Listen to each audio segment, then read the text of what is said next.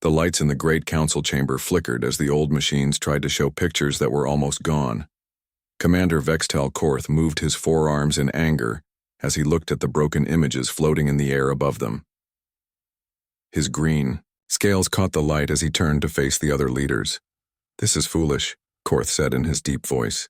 "We waste time looking at old stories when real enemies might attack us."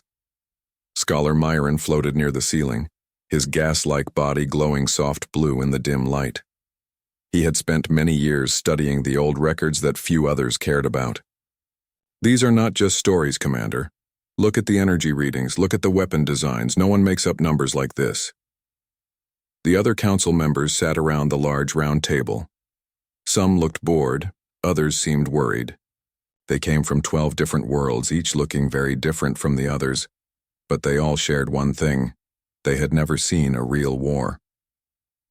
"Tell us again about these humans," said the small voice of Counselor Thisara.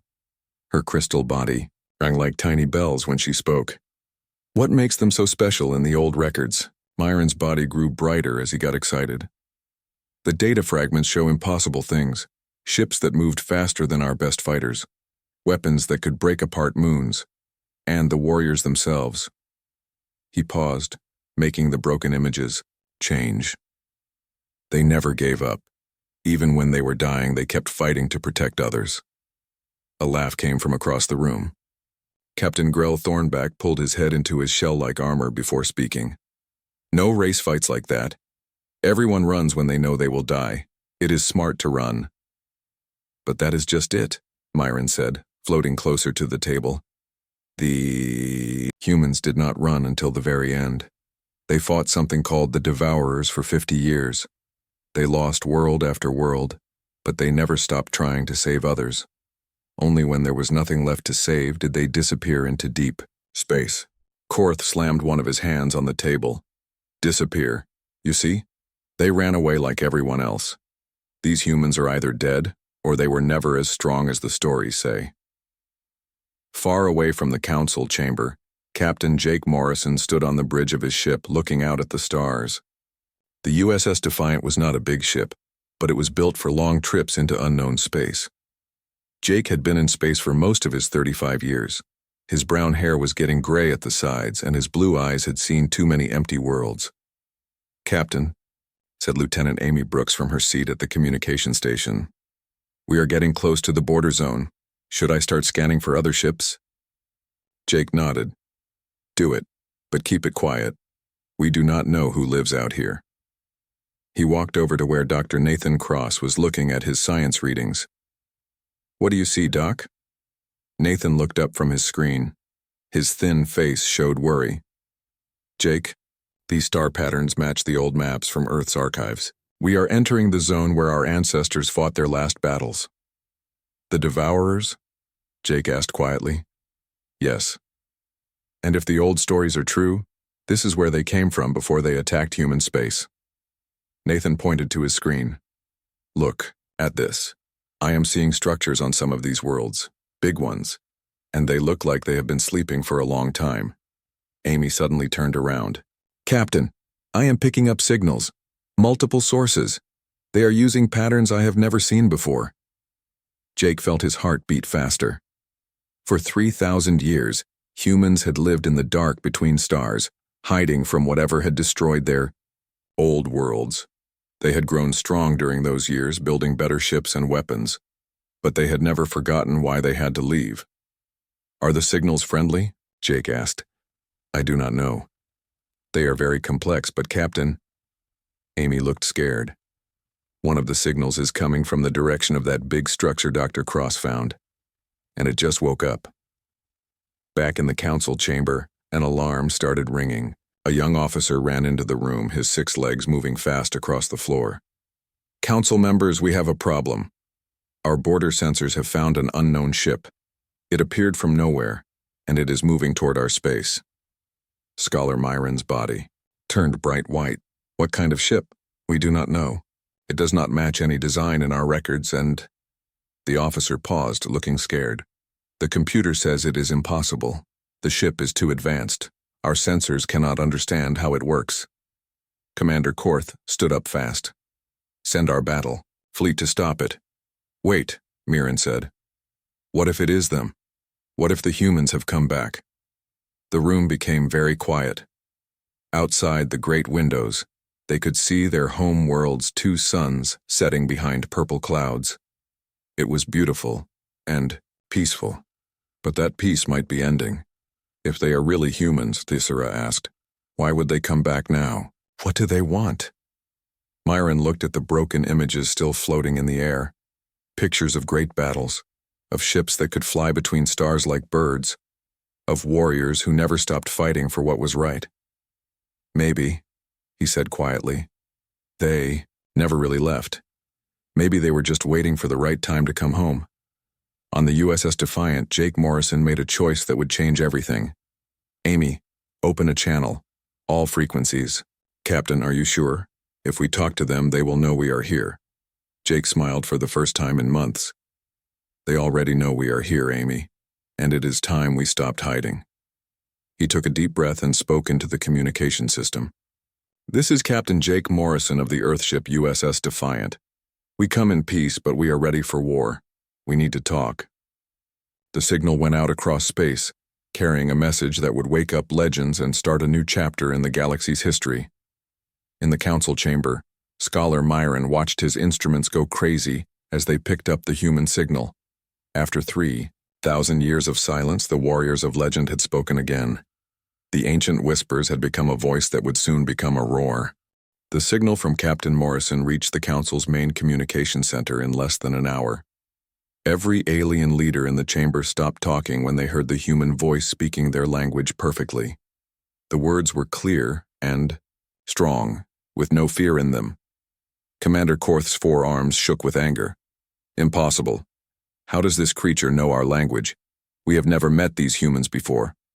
Scholar Myron floated closer to the speakers, his gas body glowing bright, with excitement. Unless they have been watching us for a long time, learning about us, waiting. The council chamber filled with worried voices as different species talked over each other. Some wanted to attack the human ship right away.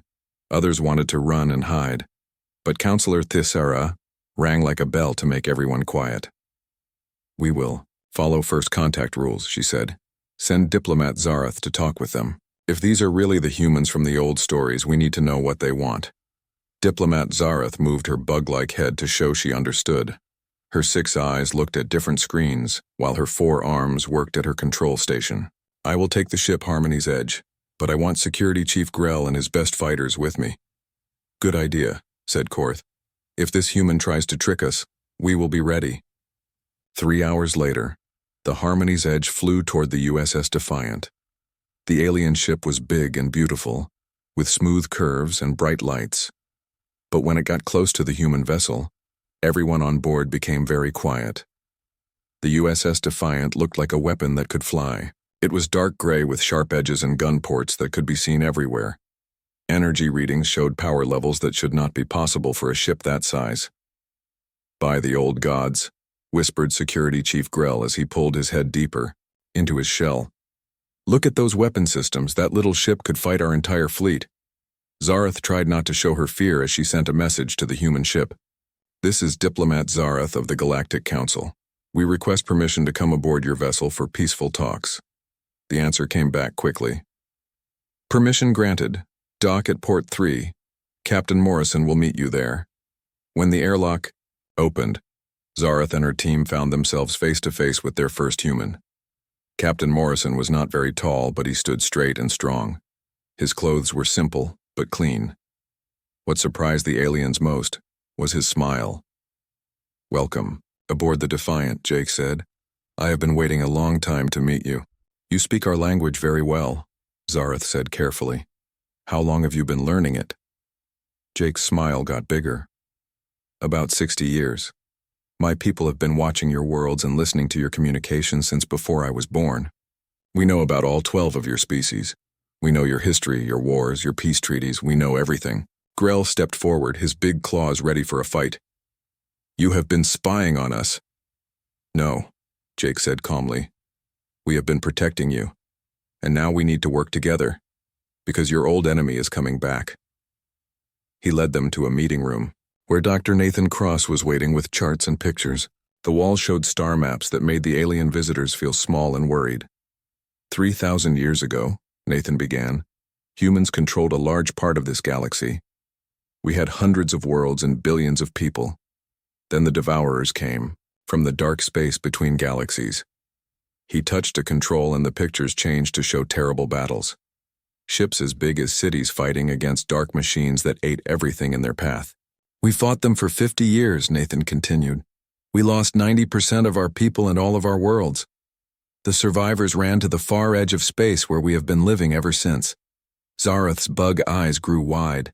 But if you ran away, why did you come back? Jake and Nathan looked at each other. Then Jake spoke.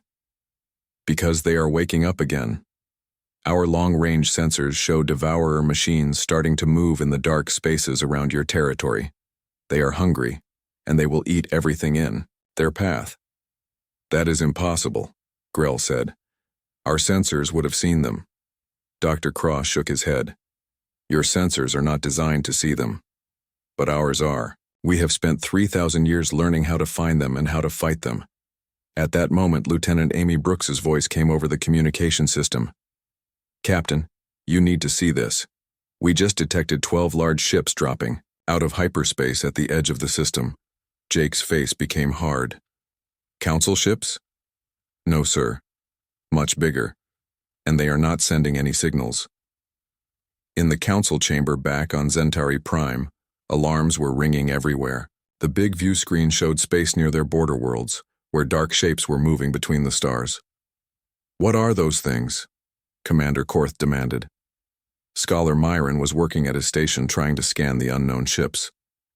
I cannot get clear readings. They seem to absorb our sensor beams, but they are huge. Each one is bigger than our largest battlecruiser. Are they the human ships? Thaisara asked.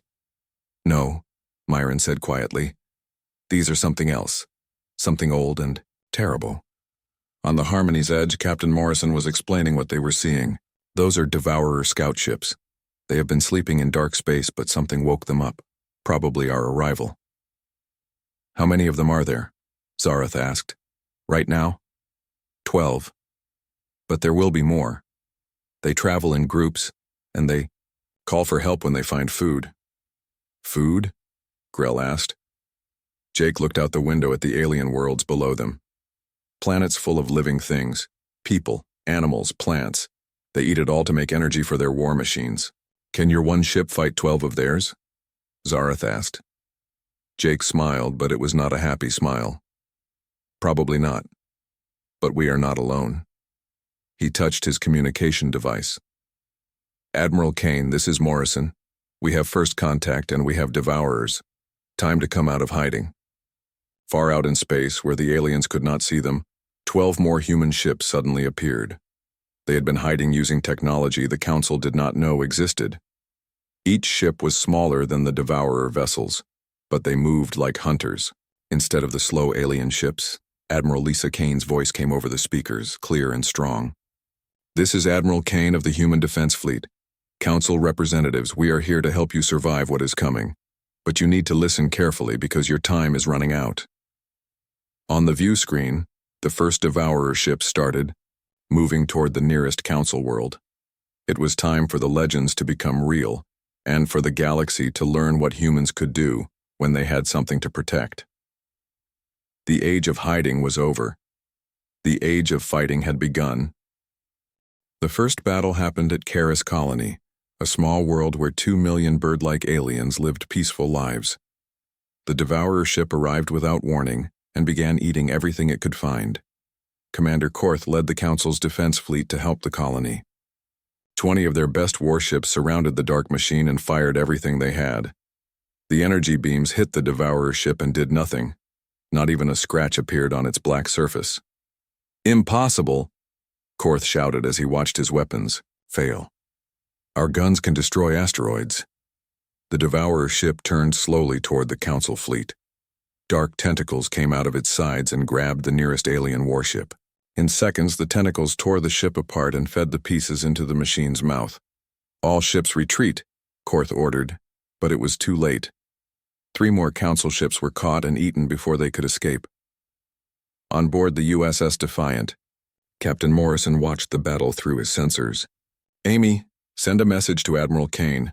Tell her we cannot wait any longer." "Message sent, Captain," Amy replied. "Human fleet is moving to attack position." Admiral Kane's voice filled the communication channels of both human and alien ships. "This is Admiral Kane to all vessels. We are going in. Council ships, stay back and watch, learn how to fight these things." The human ships moved like nothing the aliens had ever seen. Instead of flying in straight lines, they twisted and turned through space like dancers. The Devourer tried to grab them with its tentacles, but the human ships were too fast and too smart. Colonel Sam Hughes stood in the transport bay of the USS Titan, checking his armor one more time. Around him, 50 human Marines were getting ready for battle. They wore powered suits that made them look like metal giants. "Listen up," Sam shouted to his troops. "We are going down to Karis Colony to save civilians. The bugs down there have never seen real war, so they do not know how to hide or fight. We protect them until they can get to the evacuation ships." Private Tony Martinez raised his hand. "Colonel, what if we run into those tentacle things on the ground?" Sam smiled inside his helmet. "Then we blow them up. That is what we do best." The human transport ships flew down to the colony, while the Devourer was busy fighting the warships in space. Sam's team landed near the main city, where thousands of bird-like aliens were running around in panic. "Form defensive positions," Sam ordered. "Casey, get those shield generators working. Elena, set up the medical station." Engineer Casey Wright ran to a good spot and started building energy shields from parts she carried in her backpack. In minutes, she had created a safe zone around the landing site. Dr. Elena Ross was already treating wounded aliens with her medical kit. Her equipment could work on any kind of living thing, and the bird aliens were amazed when their injuries healed in minutes, instead of days. "How is this possible?" asked one of the wounded aliens. "Your medicine works on our bodies even though we are different species." Elena smiled as she bandaged another patient. "Humans have been studying alien biology for 60 years. We made our medical tools to help anyone who needed it." The first ground attack came an hour later. Black machines the size of trucks crawled out of holes that the Devourer ship had made in the ground. They looked like metal spiders with cutting tools instead of legs. "Contact front," shouted Private Martinez as he saw the machines coming. "Devourer ground units 50 meters. Sam's Marines opened fire with weapons that made the air burn. The black machines tried to rush the human positions, but the energy shields Casey had built stopped them cold. When the machines tried to go around the shields, the Marines shot them with guns that could melt steel. "These humans fight like demons," said one of the bird aliens who was watching from behind the shields. "They show no fear." Commander Alex Turner led his fighter squadron in the space battle above them. His 12 small ships flew circles around the massive Devourer vessel, hitting it with precise shots that actually did damage. "Target the feeding ports," Alex called to his pilots. "Those are the weak spots." The human fighters moved in perfect formation, each pilot knowing exactly where the others would be. They had trained for this fight their whole lives, and it showed. The Devourer ship started to slow down as the fighters destroyed its feeding systems. On the Council flagship, Diplomat, Zareth watched the battle with amazement. How do they move like that? Their ship should not be able to turn so quickly. Captain Morrison, who was still on board as an observer, answered her question. "Human pilots train in 3 dimensions from childhood. Your people fly like you are still on the ground. But space has no up or down." "And their weapons?" Security Chief Grell asked. "Why do they work when ours do not?" "Because we designed them to fight Devourers," Morrison explained. "Every human weapon for the last 3,000 years has been made to kill these machines." The battle turned when Engineer Casey finished installing human weapon systems on 3 of the Council warships. High General Krixmar Voss, who commanded the Council fleet, was the first to test the new guns. "Fire when ready," Voss ordered. The enhanced alien ship shot a beam of pure energy that cut through the Devourer's armor like it was paper. For the first time in the battle, the dark machine showed damage. "It works," Voss shouted with joy. "The human weapons actually work."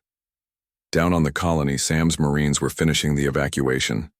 Every civilian had been loaded onto transport, ships, and sent to safety. The colonel looked around at his tired but victorious troops. Good work, everyone. But this is just the beginning. Elena, how many aliens did we save? Dr. Ross checked her records. 2 million civilians evacuated safely. We lost 0 human lives and saved 30,000 wounded aliens with our medical supplies. The space battle ended when the damaged Devourer ship tried to escape. Admiral Kane's flagship, the USS Titan, chased it down and destroyed it with a weapon that turned the dark machine into space dust. This is Admiral Kane to all ships, her voice announced. First victory goes to the Alliance, but long-range sensors show more Devourer ships coming. This was just the beginning. On Centauri Prime, the council members watched recordings of the battle with shock and wonder. The humans had done something impossible. They had actually won against the creatures from their worst nightmares. Scholar Myron floated in the center of the chamber, his body glowing bright with excitement. Do you see now? The old stories were all true. The humans are exactly what the ancient records said they were. Commander Korth, whose pride had been broken by his defeat, spoke quietly. They saved 2 million lives today. My ships could not even scratch that machine, but they destroyed it completely. Counselor Thesara's crystal body rang like music as she spoke. Then we must learn from them. If more of those creatures are coming, we need to fight like humans. Fight. In space near the ruined colony, the human and alien fleets flew together for the first time. Ships that had been enemies in the morning were now working as partners to prepare for the next battle. The legends were no longer just stories. They were teachers, protectors, and allies in the war that was coming, and the galaxy would never be the same. Captain Beth Stone stood in the intelligence room of the USS Titan, looking at star maps that made her feel sick. Red dots showed where Devourer ships were moving through space, and there were too many to count. Admiral Kane needs to see this, Beth said to her assistant. Right now. Admiral Kane arrived 5 minutes later with Dr. Nathan Cross and several alien commanders. When she saw the map, her face went pale. How many? Kane asked quietly. Over 10,000 ships, Beth replied, and they are all heading this way. The scouts we fought were nothing compared to what is coming. High General Voss looked at his 4 claws shaking as he pointed at the map. 10,000? My entire fleet has only 300 ships. Even with your weapons, we cannot fight that many. Dr. Cross was studying readings from his science equipment. It gets worse. These ships are bigger than the scouts. Some of them are the size of small moons. They have been eating entire star systems while they traveled here. In the council chamber on Centauri Prime, panic was spreading. Some alien leaders wanted to run away to other galaxies. Others demanded that humans give them all their advanced technology immediately. Counselor Prime Thesara tried to keep order, but her crystal voice was breaking under stress. We cannot abandon our people. There are billions of civilians on our worlds. Then they will die, shouted a representative from the fish-like species. We should take the fastest ships and escape while we still can. Commander Korth slammed his 4 hands on the table. Cowards, if we run, the Devourers will just follow us. We have to fight. Fight with what? Asked another council member. You saw what happened at Karis Colony. Our weapons are useless. Admiral. Kane's voice came through the communication system, stopping all arguments. Council members, we have a plan, but you are not going to like it. The Admiral appeared on the main screen, looking tired but determined. We call it Project Phoenix. It is a weapon that can destroy the main Devourer fleet, but using it will cost us everything. Scholar Myron floated closer to the screen. What kind of weapon? A planet killer, Kane replied simply. We take our most powerful ship, load it with antimatter bombs, and fly it straight into the center of their fleet. The explosion will destroy everything within a light year. The council chamber became completely quiet. Finally, Thesara spoke. But the ship that carries this weapon will be destroyed along with everyone on board, Kane finished. The entire human fleet will have to escort it through the enemy forces. Most of us will not survive. Dr. Elena Ross was working in a medical bay with alien doctors, teaching them how to use human healing technology. When she heard about Project Phoenix, she stopped what she was doing. "They are planning to sacrifice themselves for us," she said to Dr. Yanlix, a tall alien with purple skin, just like the old story said they would. "But why?" Yanlix asked. "They could escape. Their ships are fast enough." Elena looked out the window at the alien world below them, where millions of people were living normal lives. "Because that is what humans do. We protect others even when it costs us everything." Major Chris Palmer was leading a secret mission behind enemy lines, trying to learn more about how the Devourers worked. His team had landed on a dead world that the machines had already eaten. "Look at this," said Sergeant Amy Wilson, pointing her scanner at strange metal structures. "These things are not just machines. They have organic parts, too." Chris studied the readings. "You are right. It looks like they used to be living creatures. Something changed them into these monsters." "Can we change them back?" Amy asked. "Maybe," Chris said slowly. "If we can figure out how they were changed in the first place." Back on the USS Titan, Dr. Cross was working with alien scientists to study the data Palmer had sent. What they found changed everything. "Admiral," Cross called excitedly, "you need to see this. The Devourers are not just machines. They are a corrupted species that was transformed by their own technology." Kane looked at the science readings. "Are you saying they used to be normal aliens like the Council species?" "Yes, and if they were changed by technology, maybe we can change them back. We might not need Project Phoenix after all." But their hope was crushed when new reports came in. The main Devourer fleet had arrived at the edge of Council space and was moving fast toward the most populated worlds. Lieutenant Grace Parker was coordinating the defense of 3 star systems at once. Her job was to make sure civilian evacuation ships could escape while the military held the line. Evacuation. "Fleet 7, you have enemy contacts approaching," Grace reported calmly. "Human Squadron 12 will cover your retreat." On her screens, she watched small human ships fighting desperately against massive Devourer vessels. The humans were winning some battles, but they were badly outnumbered. Captain Tony Martinez commanded one of the human destroyer squadrons protecting the evacuation ships. His ship, the USS Brave, was taking heavy damage from 3 Devourer attackers. "All power to weapons," Tony ordered as his ship shook from enemy fire. "We do not let them past us." His weapons officer, a young woman named Lisa Park, fired everything the ship had. "Direct hit on enemy number 2, but our shields are failing." "Then we ram them," Tony said quietly. "Set collision course with the biggest one." "Sir, that will destroy us too." Tony smiled at his crew. "Better we die saving others than live while innocents are murdered. Tell the evacuation ships they have a clear path." The USS Brave flew straight at the largest Devourer ship, all guns firing. The explosion when they hit was seen from 3 different star systems. News of Captain Martinez's sacrifice spread quickly through both human and alien fleets. Instead of making people afraid, it made them angry. "Martinez saved 12,000 civilians," Admiral Kane announced to all ships. "He showed us what we are fighting for, not just to survive but to protect those who cannot protect themselves." On Zentari Prime, the council members were no longer arguing about running away. Commander Korth stood up and spoke for all of them. "The humans are willing to die for people they just met," he said. "How can we do any less for our own families? We will stand and fight." Counselor Prime. Thesara's voice rang like battle bells. "Then it is decided. We will combine our fleets with the human ships. If we die together." Dr. Cross was still working on the cure for the Devourer corruption when the final battle began.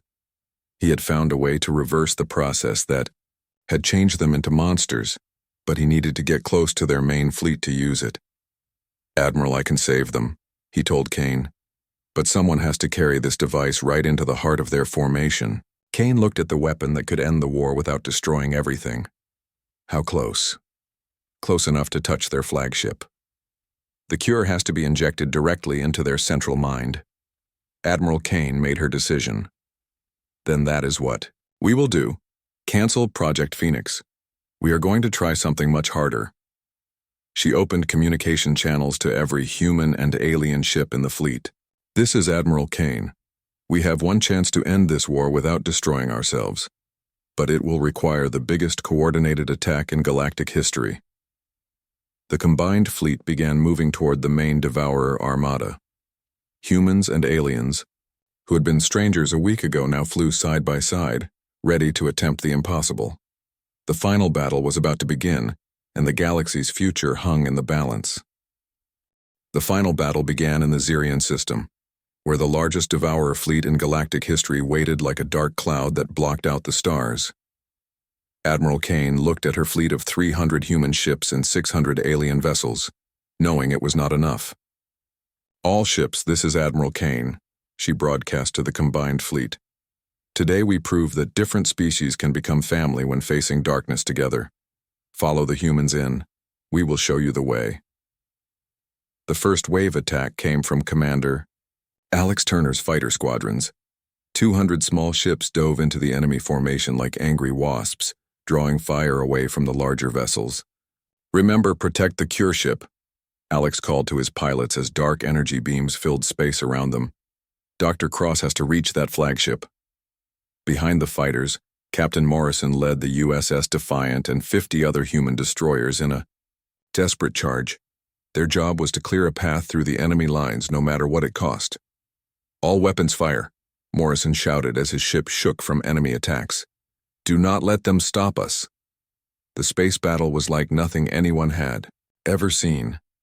Human ships twisted through enemy fire while alien vessels provided covering bombardment.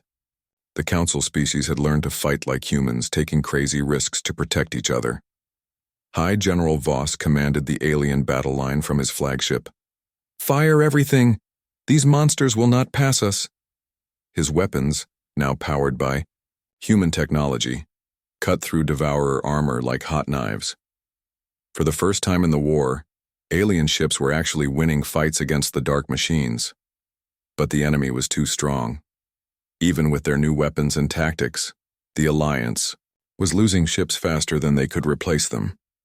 The Devourer flagship, a massive structure the size of a small moon, sat in the center of their formation like an evil fortress.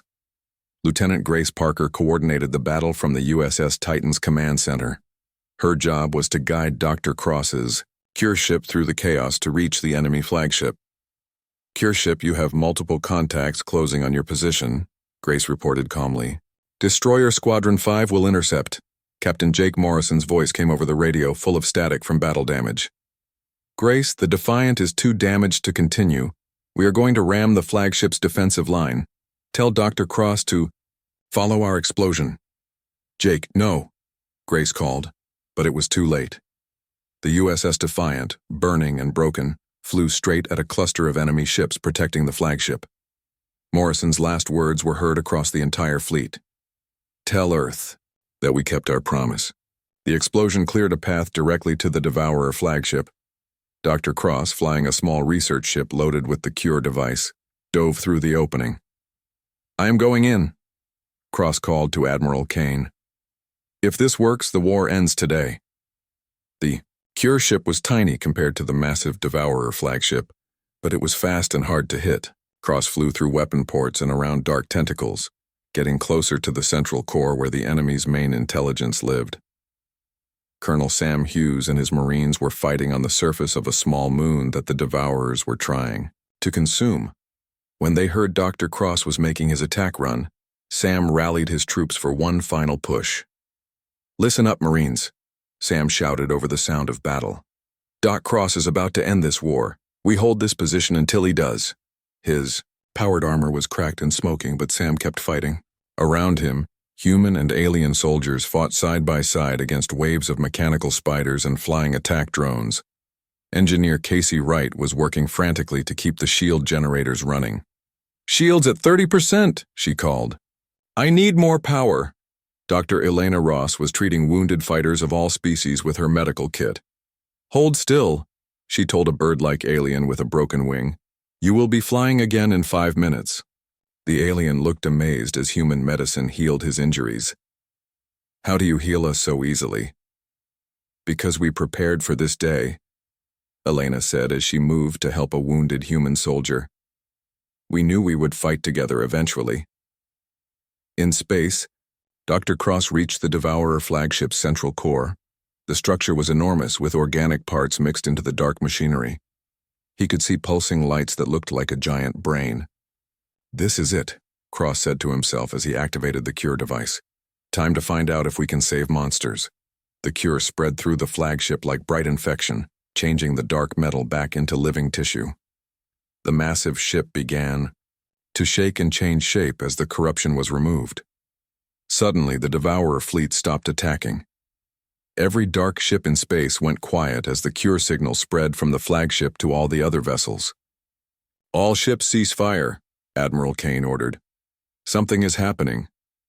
The transformation was incredible to watch. Dark metal became colorful skin. Sharp weapons became gentle tools. The monsters were turning back into the peaceful species they had been before the corruption changed them. A new voice came over the communication channels, speaking in a language that sounded like music. We remember now. We are the gardeners. We came from the Great Spiral to plant life on empty worlds. Dr. Cross's voice was full of wonder. The cure worked. They are not evil. They were just sick. The former Devourer flagship, now covered in beautiful patterns like a living flower, sent peaceful signals to all the Alliance ships. We are sorry. The dark corruption made us forget who we were. We ate worlds instead of planting them. Admiral Kane opened communication channels to the entire fleet. This is Admiral Kane to all vessels. The war is over. We have won by saving our enemies instead of destroying them. On the surface of the small moon, Colonel Hughes and his Marines watched mechanical spiders transform into small creatures that looked like metal butterflies. The attack drones became flying flowers that spread seeds instead of death. Well, that is something you do not see every day, Sam said as a metal butterfly landed on his armored hand. The celebration that followed spread across the galaxy. Humans were no longer just legends or protectors. They were teachers who had shown that redemption was possible even for the worst enemies. 6 months later, Captain Morrison's replacement, Captain Diana Wells, stood on the bridge of the new USS Defiant. Around her, human and alien crew members worked together as a single team. Captain, reported her alien science officer, the Gardener fleet has finished replanting the worlds they destroyed. Life is growing on 100 dead planets.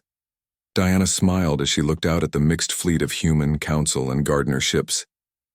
Jake would have liked to see this, a galaxy where former enemies become family. On Zentari Prime, a memorial wall held the names of all who died in the war. Humans and aliens were listed together, with no difference between species. At the top, written in letters of gold, were simple words. They fought so others could live. Scholar Myron, now keeper of the new Galactic Archives, floated near the memorial. The old legend spoke of warriors who would return to save the galaxy, but they were wrong about one thing. A young human student looked up at the floating alien. What were they wrong about? Myron's body glowed soft blue as he smiled. The legends never ended. They just became the beginning of a new story. A story where all of us are heroes together. Above them, mixed fleets of ships from dozens of species patrolled the stars, keeping the peace and protecting the innocent. The galaxy had learned the most important lesson that humans could teach, that true strength comes not from conquering enemies, but from turning them into friends. The legends lived on in every act of protection, every moment of sacrifice, and every choice to save rather than destroy, and the galaxy was better for it.